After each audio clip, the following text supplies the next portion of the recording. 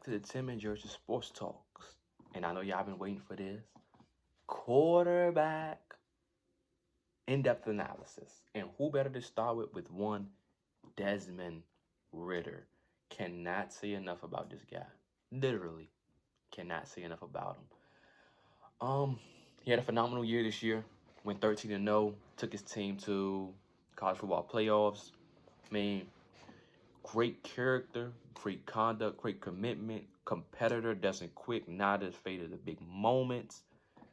It's not enough that I can say about this guy. You guys been pretty much watching me, talk about this guy for a long time. He gets a lot of hate for no apparent reason. But who better to start off with than the #1 quarterback in this NFL draft, in my opinion, in my fact, than one Desmond Ridder? Let's get right into this. Now, let's check the height. He weighed in the Senior Bowl 6'3", 207. I would like to see him get me up to 210, 212. Not up to that 220 because it's going to take away probably from his speed. So 6'3", 220 is where I would want him. Not 220, 6'3", 210 is where I want him. Get about 3 more pounds on that body. But like I said, I wouldn't want to gauge anything in the sense that I wouldn't want to put up too much pound, take away from his athleticism, because he's extremely athletic. He has game-breaking speed and game-breaking talent. He can break the game open at any given time, any given moment. So, look at this height, 6'3", 207. That's pretty good. It's pretty solid. Not too shabby, not too bad. He has a Senior Bowl. He'll be at the Senior Bowl this week, so I'll definitely be watching him on Tuesday. Senior Bowl starts for them on Tuesday, I believe. Maybe at like 2. I'll put it somewhere in here, exactly the time that because I know National and American, they both practice at 2 different times. They both 2-hour practices. So let's get into my boy Ridder, man. Like I say, man, this dude is not enough you can say about him. He's fought hard. He was a three-star recruit by my favorite head coach, Zach Taylor, who's now just so happens to be coaching in the playoffs. What a concept. I mean, in the Super Bowl, what a concept. Won 3 playoff games. And I'm bringing up Zach Taylor because he's the one that recruited Ridder. He's the one who found Ridder. And without him, Ridder probably wouldn't be where he is now because, like I said, he wasn't highly touted. He came in as a skinny, slender guy.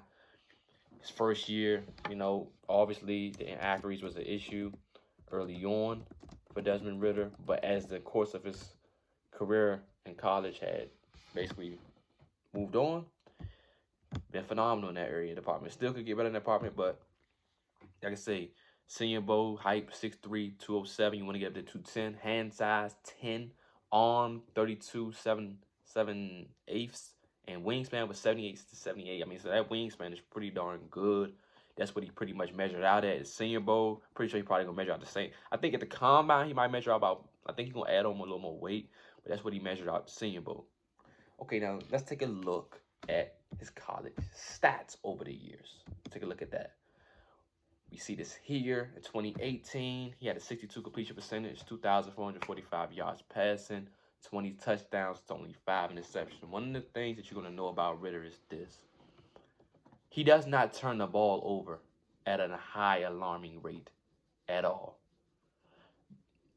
He doesn't throw any interceptions, especially in big games and in big moments. One of the things I love about him, he doesn't ever turn the football over. He protects it at all costs. He's never going to cause his defense or put his defense in a situation where they have to, get him short fields, things of that nature. Get the opposing team short fields of that nature. He always protects the football. He always shows and proves in those particular moments of the game. You're never going to have to worry about a high interception ratio with touchdown ratio with a low, rather. Whatever, you know what I'm talking about. But you never have to worry about him throwing interceptions, turning the football over, putting the ball in harm's way. You don't have to worry about that with Desmond Ridder. Second year, his accuracy actually dissipated in 2019, as you see here. 55 completion percentage, 2,164 yards passing, 18 touchdowns to only 9 interceptions. I'm not going to talk too much about his rushing because we all know he can run. Well, I just want to simply focus on his arm. But 18 touchdowns to only 9 interceptions. Like I said, he's not a high touchdown guy because the offense that they run is not the likes of just sling it all over the place. Now, they sling it some, but they more so focus on running the football with Jerome Ford and Desmond Ritter with RPOs and things of that nature. So when you look at things like that year 55%, that's terrible. That's awful. That's pathetic. But the main thing is, how did you grow? How did you grow and progress? Update your resume. You're never supposed to judge a quarterback on any player based off what they did the previous year. You got to update your resume. Because you have a good year one year and you be trash the next year. Now what? No, you have to update your resume to make sure that you're consistently being consistent.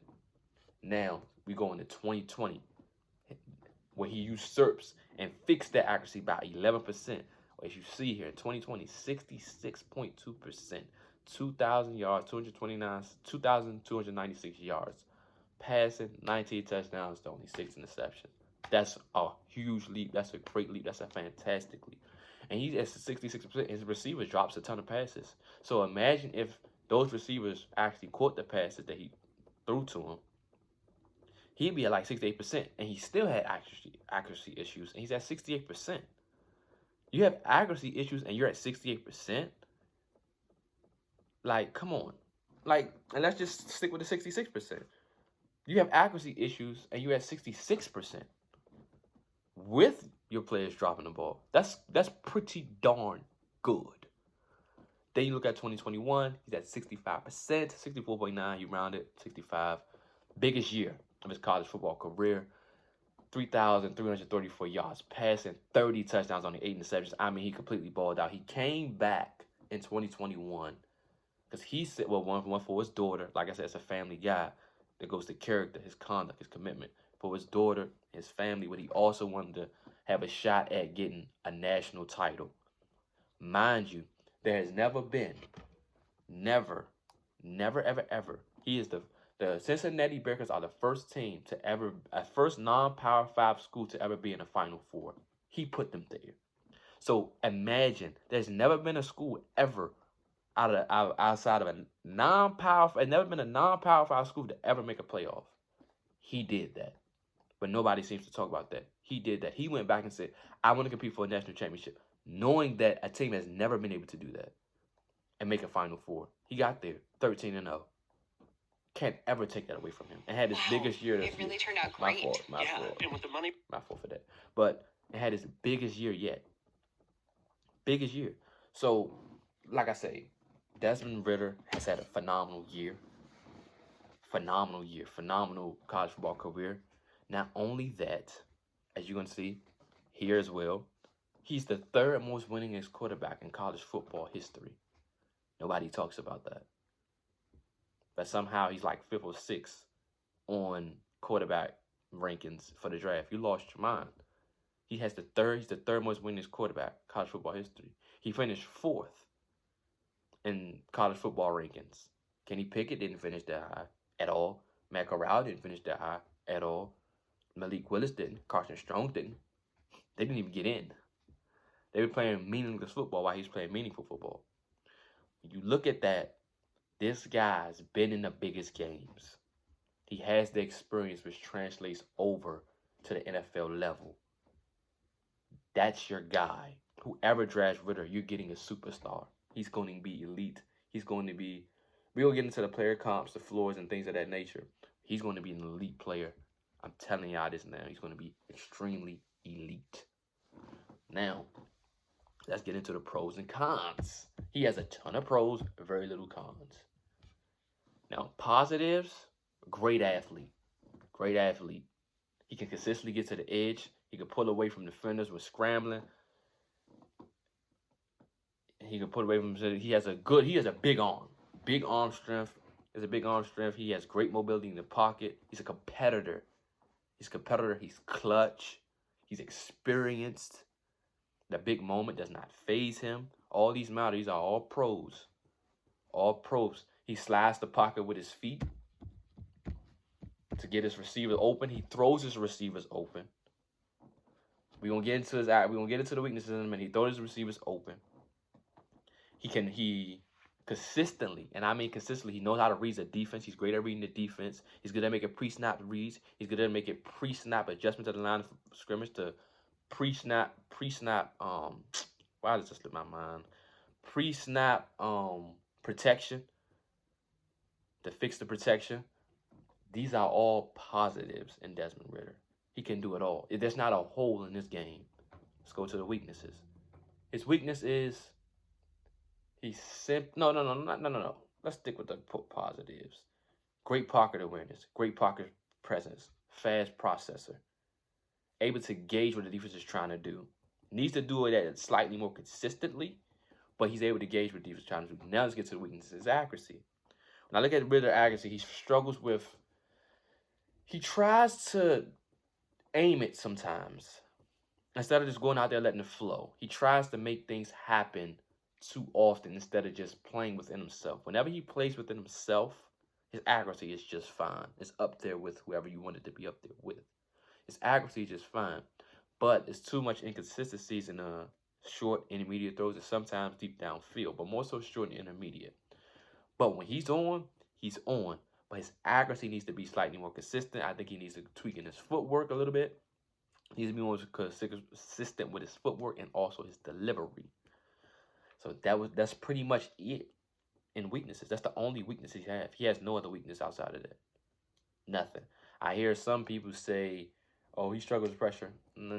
What quarterback doesn't struggle with pressure? That's the whole point. That's how you beat the Tom Brady's. You rush with 4, you get pressure on them, you rattle them early. They get out of character. That's how you stop them. But the main thing with Ridder is his accuracy. That's the only. It's not even if. You're going to be able to fix his accuracy, period. End of story. When you look at Ridder, it's tons of quarterbacks in the draft. They came out in the draft who everybody said, we're not sure about the accuracy. You look at Patrick Mahomes. You look at Josh Allen. You look at Russell Wilson. Guys like not Mac Jones, Tom Brady. You look at guys like that. I can go on to Andy Dalton. You look at guys like that. Go on and on and on and on. All those quarterbacks I just named are all great and elite. And all have won playoff games. It's the quarterbacks that they always say, oh, they got this accuracy. They can sling the ball here. They got accuracy. Those guys never tend to pan out now, do they? Because there's more to playing the quarterback position than just accuracy. It's about the intangibles, the experience, the it factor. What do you understand? What don't you understand? It's all about everything else. I can fix the accuracy issues. What I can't fix is everything else. Either you have it or you don't. Those guys had it. And their teams was willing to work on their accuracy issues because they knew they had it. And look at them now. The quarterbacks with all this supposed accuracy, Dwayne Haskins, 70% completion percentage. Josh Rosen, Sam Darnold, all these guys are there. No, accuracy doesn't mean much. You can fix that. It's the other things that you have to analyze and gauge when it comes down to analyzing the quarterback and quarterback position. And also the experience. And who have you played? What situations have you been in? The level of difficulty of the teams you played and in the situations in which you played those teams. Ridder has been in all of those. So his weaknesses is just his accuracy. He needs to be more consistent with his accuracy. He gets that. It's not a hole. It's not another hole in this game at all whatsoever. Another positive of Ridder, he gets down. He's a smart runner. And he's an efficient runner. And that's what's important. But now, let's get into his player comps. His player comps is selling his floor. His floor that you're about to see right now, his floor is Ryan Tannehill. Ryan Tannehill played receiver in college, so we know he can move. We know Ryan Tannehill can move. Ryan Tannehill got a good arm. Not great. Good arm. Good strong arm. Accurate. Can make some plays that'll give your team a chance. If Ridder was to have a floor, it's Ryan Tannehill. And to be quite honest with you, Ryan Tannehill is a starter in this NFL league, in the NFL. He wins you games. He helps win you games, rather. And it might be a game here or there where he actually goes and win you the game. He might not win you the game, but he can help you win a game on his arm alone. So his floor is Ryan Tannehill. That's his floor. Now let's go to his ceiling. His ceiling is Josh Allen. He's a better prospect than Josh Allen coming back. He's actually more polished. He's actually more experienced. He's actually way more ready, NFL ready than Josh Allen ever was coming out. His ceiling is Josh Allen. I actually believe he can be better than Josh Allen because he can be Josh Allen 2.0. He can be a better version of Josh Allen. That's his ceiling. That is his ceiling. His player comp is Josh Allen. That's who you would compare him to coming out. Extremely athletic guys, game-breaking talent, big, strong arms, but the accuracy is a concern. The accuracy is a concern. But that's the player comp. That's the player for. That's the ceiling. All that good stuff that you guys were looking for. And also, let me give you a fit. Let me give y'all fits. A team that fits well for Ritter is obviously the Washington football team. Whatever the name's going to be coming up. But the Washington football team is obviously number 1 on that list. I think the Carolina Panthers are number 2. The Steelers would be 3. The Saints would have been 4 with Sean Payton. But I just believe, and Denver makes a ton of sense for him too as well. So Washington, Carolina, Pittsburgh, and Denver, and that exact order will all be great fits for Ritter. And wherever he goes, wherever he's getting up, you're getting the stud, you're getting the superstar talent. He's elite. He has that Patrick Mahomes ability as far as ceiling. Josh Allen ceiling, rather. But and also, like I say, he's the 3rd most winning. He's decorated. He's the most decorated quarterback in his draft class. He's been there, done that. He went 26-0 at home to finish off his college football career in Napier. It's not much you can say more about the guy. It's not much you can say more about this guy at all whatsoever. He's good. He's phenomenal. He's a phenomenal talent. I mean, he's decorated. He made it to a college football. I mean, he took Georgia to the brink in a bowl game. Georgia to the brink in a bowl game. They did it all because of one Desmond Ritter. But like I said, you're never going to get this analysis anywhere else. They're not going to tell you that at all whatsoever. At all whatsoever. But like I said, he's a 2021 AAC Offensive Player of the Year. Back-to-back years. First team all AAC. Back-to-back years. I mean, what more can you say about this guy? He finished 8th in the Heisman Trophy winner this year. And he goes to a non-Power 5 school. And he actually made it in the top 4, Final 4. He did that. No other team has ever done that. He's the 3rd most winningest quarterback. Can't say nothing about Ritter. But, as I said, he is the best quarterback in this draft class. He's great. He's phenomenal. Like, comment, subscribe, leave a like down below. Let me know what y'all think in the comments. Please, the next video that will be coming will be on Malik Willis. You're definitely going to want to tune into that. You're definitely going to tune into that. And let me say one more thing about Desmond Ritter before I go. I want to talk just a little bit. His experience is second to none. Everything he does, I want to address this Alabama game. Alabama game, he didn't play well. He didn't play bad either. He made 2 throws. Because this is what games like this come down to. He made 2 throws in that game. He made the 2 throws that needed to be made to help his team. Both of them were dropped, and both of them were touchdowns. The first one was on the first drive of the game. He dropped the touchdown. It would have been 7-7. Second time, if they go down the field, they score a touchdown. You got Bama reeling. Because Bryce Young just had to throw a pick on that. You got Bama reeling on the ropes. Your defense is playing phenomenal. Jameson Williams just went down. Guess what happened? He dropped the touchdown pass. Ritter didn't play well in that game. He didn't play bad either. To me, he was average. He got sacked 6 times. But people seem to forget that. And they're going against the number 1 pick, overall pick, that's going to be going in next year's draft, Will Anderson. People forget that. People also don't get and understand that he went up against the greatest football head coach in college football history, Nick Saban. I don't have much respect for Bryce Young, but he's the Heisman Trophy winner.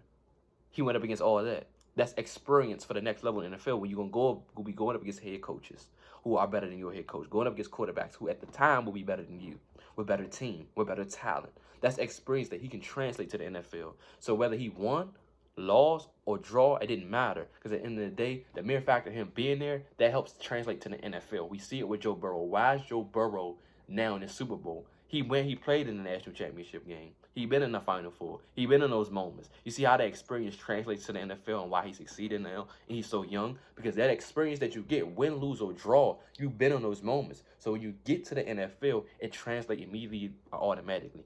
Ritter's been in a situation where the last game of the season. If they lost, they don't make the Final Four. You're winning, you're in. You're going to be in those situations in the NFL, especially within your division, because it's going to be a game where if we win this game, we're in. And 9 times out of 10, it's got to be against my division opponent. What did he do? He been in the winner, you're in game, and he won that game and put his team to send them to the playoffs. Those things all matter. The experience matters. The situational football that he's played in matters.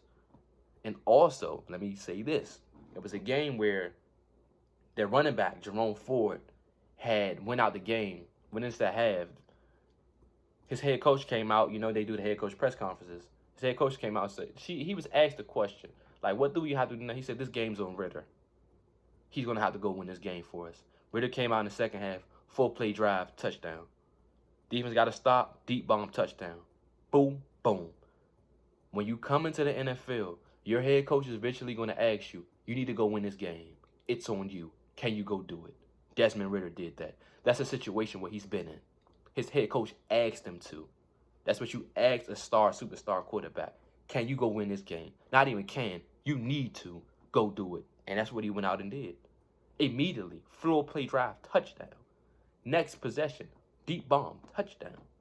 You can't coach stuff like that in the players at all whatsoever. Desmond Ritter is the best quarterback in this NFL draft class. Last game, Notre Dame.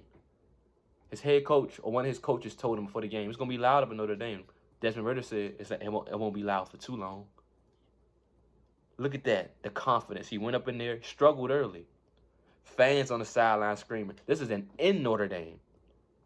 Fans on the sideline singing, overrated, and clapping, overrated. He's just sitting there, cool, calm, and collected. Doesn't say anything. Comes out in the second half and beats the brakes off of him. 3 touchdowns. Then his last touchdown, he ran up to him, put his hand to his ear to try to see if he can hear him. They were quiet. That's a guy you can't teach that. I can't teach that to a young quarterback who is unfazed and going up into a hostile environment against Notre Dame, who at the time, they beat Notre Dame, and that was the biggest win of the year out of every college football team. Desmond Ritter got that all the way up to the end. He went up there and did that. I cannot coach that into a player. I can't teach that in a player. That player with that kind of situational awareness and that kind of football IQ to go do that. And I keep saying last thing, but there's so much more to say about him. He is a guy that no matter how the game's going, he's been down 14. He comes back. Unfazed, unscathed, it doesn't bother him. He'll throw an interception, come right back. Let's go down this field. Let's go get a touchdown. I can't teach a young quarterback that. Most quarterbacks, they choke up, they get scared, they get afraid. Either that, they get down on themselves, and they end up playing themselves out the game. I seen him have a bad game, say, bring his team out there, let's go win this game on this drive, and he go win it. That is the making of a legendary elite quarterback. I cannot teach a quarterback that. He's aged beyond his years at the quarterback position. He's one of the best quarterback prospects that I've ever seen. But nobody else is saying this. But I'm telling you this now. You heard it here first. Desmond Ritter will be an elite quarterback. And he's going to burst onto the scene immediately, depending on the situation in which he goes. But like, comment, subscribe. Let me know what y'all think in the comments. And Malik Willis is coming next. I'm definitely going to dive deep in that. But like, comment, subscribe. Let me know what you think in the comments. And I'll